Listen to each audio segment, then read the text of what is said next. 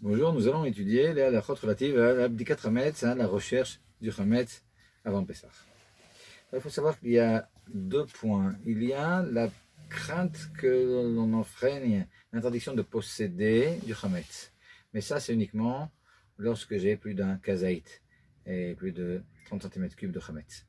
De plus, il y a la crainte de posséder quelque chose que je risque de manger. Et donc même pour quelque chose qui est petit, et des miettes, j'ai peur d'en arriver à manger ces miettes par inadvertance. Et donc là aussi, il faudra faire attention. En réalité, et la Gemara nous dit que piroré de la chachivé, des miettes, ce n'est pas quelque chose qui soit important. Mais et là-dessus, il y a deux types de compréhension. Alors, la compréhension du Pré-Hadash et du Rav Ovadia Yosef qui nous dit ouais, les pirorim, les miettes, la Gemara nous dit que c'est pas important, donc on n'a pas besoin de chercher les miettes. Et donc, d'après ces poskim, et d'après ces décisionnaires, alors c'est vrai que la recherche du Hametz, c'est quelque chose qui est assez facile à faire. On recherche des choses qui sont plus grandes.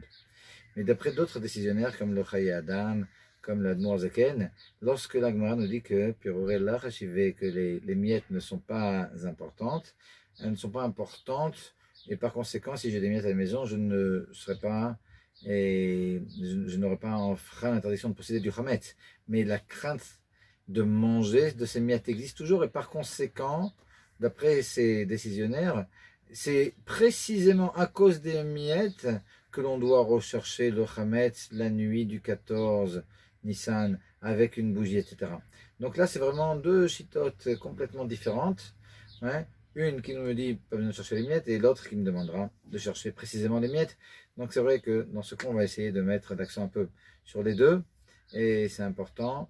Peut-être avec, on va peut-être s'attarder un peu plus sur la vie du Hanmour Azaken qui est un peu plus complexe. D'après l'Hanmour Azaken, il y a trois types d'endroits où je dois rechercher le Hametz ou ne pas rechercher, comme on va voir. Alors, un endroit dans lequel j'ai l'habitude d'utiliser du Hametz, comme le salon, comme la cuisine. Le fait de rechercher du Hametz, c'est une obligation de la Torah.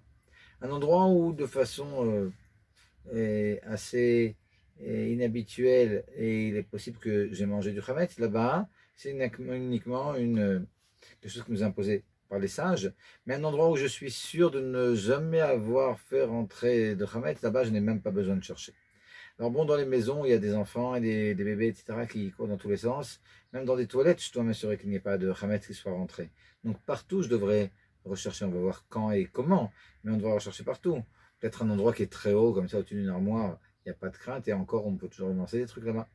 Mais dans une maison, il y a des personnes âgées, il n'y a pas de petits-enfants qui arrivent, alors c'est sûr qu'il y a des endroits, des pièces même, où ils peuvent être sûrs qu'il n'y ait pas de Hametz qui soit arrivé, donc chacun saura exactement où il se trouve.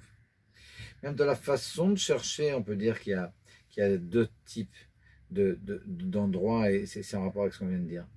Alors prenons deux exemples. Et une armoire dans laquelle il y a des habits, et puis une armoire de cuisine, un meuble de cuisine. Une armoire dans laquelle il y a des habits, ben, ce n'est pas des miettes que je risque de trouver là-bas, c'est peut-être un paquet de biscuits qui a été oublié.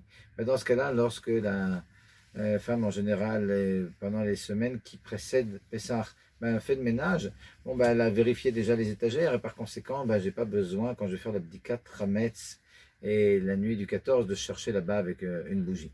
Ouais. Par contre, et là maintenant, je vais parler de la Khumra inverse.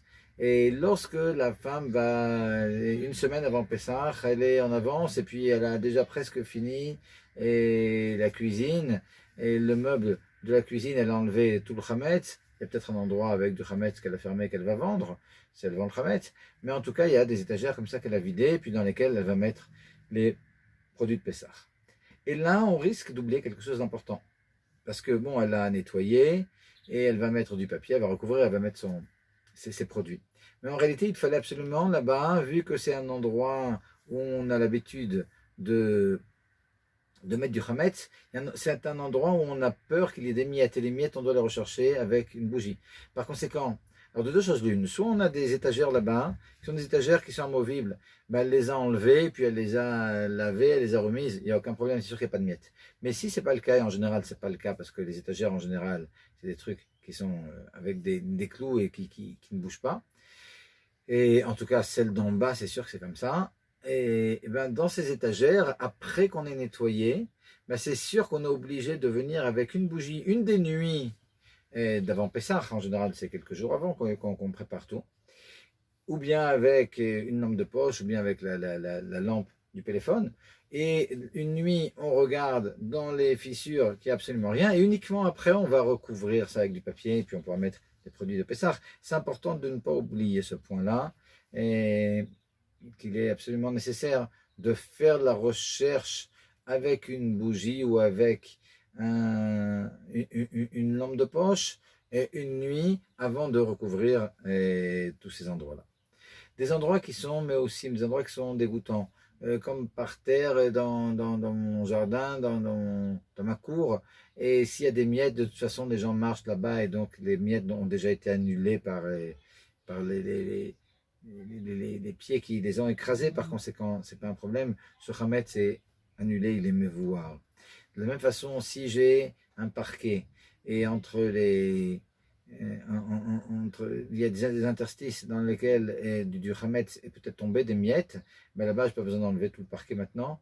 Ouais. Vu que tout le problème qu'il y a dans les miettes, quand on considère qu'il y a un problème, c'est de manger ces miettes, on ne va pas arriver à manger ces miettes qui sont tombées dans les interstices. Donc là-dessus, on fait de toute façon le bitul Hametz le lendemain, donc il n'y a pas de problème. Et même sans ça, il n'y aura pas de problème. Pareil, si on a un piano avec comme ça, et entre deux touches, une miette qui est tombée, puis qu'on ne peut pas y l'atteindre, cette miette-là, il n'y a pas de problème, ouais, comme on a dit.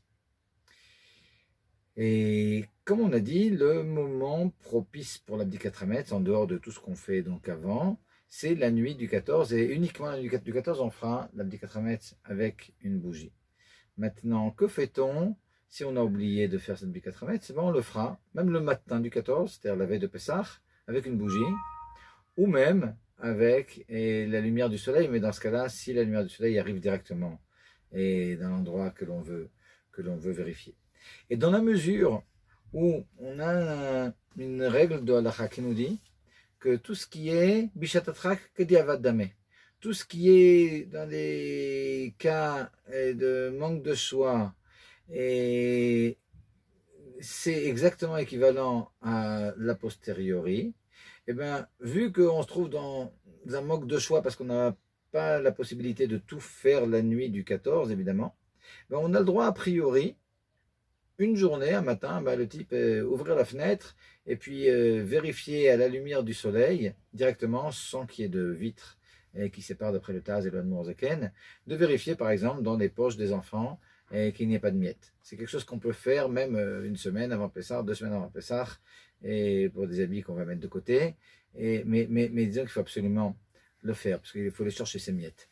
Maintenant, si on décide de mettre ces habits-là dans la machine à laver, c'est tout aussi bien, et on peut ne pas avoir dans ce cas-là, on n'aura pas besoin de rechercher le Hametz qu'il y a dans les poches. Quoi encore?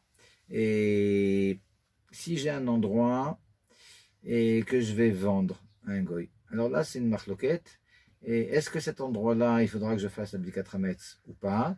Le Mishnah Berurah rapporte au nom du Chayei Adam que oui, dans la mesure où la vente du Hametz, elle est faite uniquement le matin du 14. Mais la nuit du 14 qui précède, il m'appartenait cet endroit-là, donc je devrais, comme dans tous les endroits, rechercher le Hametz. Alors ça paraît un peu paradoxal. Il y en a à cause de ça qui préfèrent faire une vente qui sera faite le 13 de façon à ce que la nuit du 14, ça soit déjà vendu. Mais il faut savoir que de toute façon, en tout cas pour les Chassidei Chabad, l'avis du Admor Zaken dans ses responsables, Orach Chaim, responsable 47, c'est que ces endroits-là qui vont être vendus au Goy, même si ça n'a pas été encore vendu la nuit du 14, de toute façon, on n'a pas besoin de faire de Bdikat Hametz dans ces endroits-là. Et ultérieurement, on parlera de toutes sortes de détails par rapport à est-ce qu'on doit éteindre la lumière ou pas, le fait qu'on n'a pas le droit de manger juste avant la Bdikat Hametz. Bezrat Hashem.